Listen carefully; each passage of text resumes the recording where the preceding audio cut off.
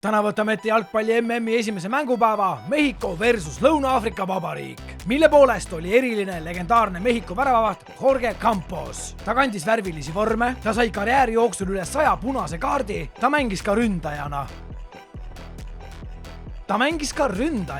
Jorge Campos oli üks jalgpalli ajaloo kõige omapärasemaid väravavahte. Lisaks värava kaitsmisele mängis ta ka aeg-ajalt ründajana ning lõi oma karjääri jooksul 10 väravaid. Miks keerati 2010. aasta jalgpalli MM-i teleülekannetes sageli staadioni heli vaiksemaks? Vuvuzeelade tõttu, kõik laulsid Waka Wakat, publik ropendas liiga palju.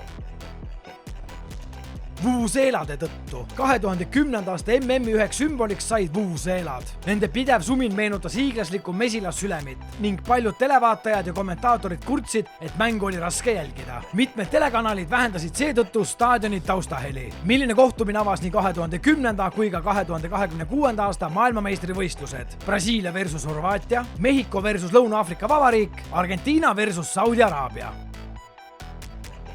Mehhiko versus Lõuna-Aafrika Vabariik. 2010. aasta MM algas Johannesburgis Mehhiko ja Lõuna-Aafrika Vabariigi kohtumisega. Täpselt sama vastasseis avab ka 2026. aasta maailmameistrivõistlused. Sellist kokkusattumist MM-i ajaloos väga sageli ei näe. Mitu õiget täna sina said?